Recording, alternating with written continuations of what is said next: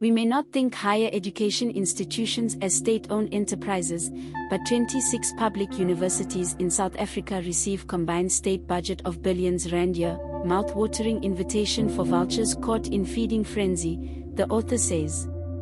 And Jonathan Jansen, professor of education at Stellenbosch University. If you invest billions of rand in 26 public universities each year, the vultures, inside and outside the university, will go out to take it over, just as they would for any other public institution. Jansen was speaking at a Daily Maverick webinar on Thursday, where he joined senior journalist Rebecca Davis to discuss her new book, Corrupted: A Study of Chronic Dysfunction, at South African universities. Before reading Jansen's book, saying he couldn't remember a time that Davis described as gapped and was so shocked by a South African non-fiction piece, it's hard to understand how diverse the potential for corruption could be. To be in these universities, Davis said that the institutional dysfunction and chronic corruption at many universities, particularly those at previously disadvantaged universities, that Jansen explores in his book, has received almost no public attention. According Jansen, one of the reasons is that tend to look at universities differently than we look at municipalities or state-owned enterprises, expect them be better and smoother in the delivery of education.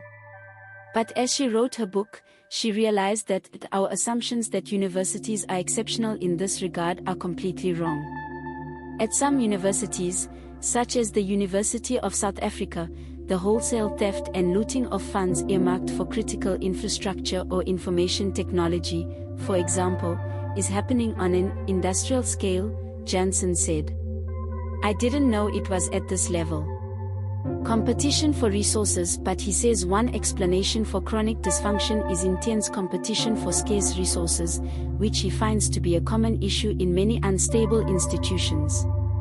This seems to be an issue, especially on well-resourced college campuses in under-resourced areas, Davis commented. To be frank, I still like the idea of a university in the county.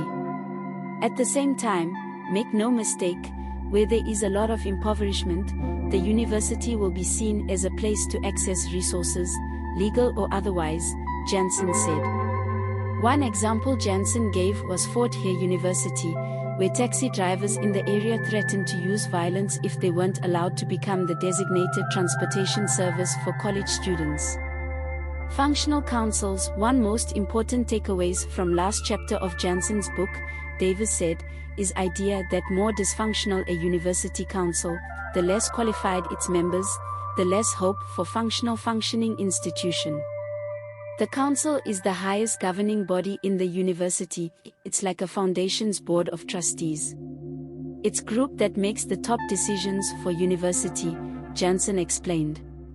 Jansen said part of tackling dysfunction corruption in universities is depoliticizing university councils and appointing honest professionals who can understand the limits of their role in the councils. Part of what we need to do when we rebuild councils is to make them a lot smaller and make them predominantly professional people. I'm not saying shouldn't have political representation, but if you over-politicize the council, die in the water, he said. Broken: A Study of Chronic Dysfunction in South African Universities is available at the Daily Maverick shop, where Maverick insiders can redeem their coupons for 10% off.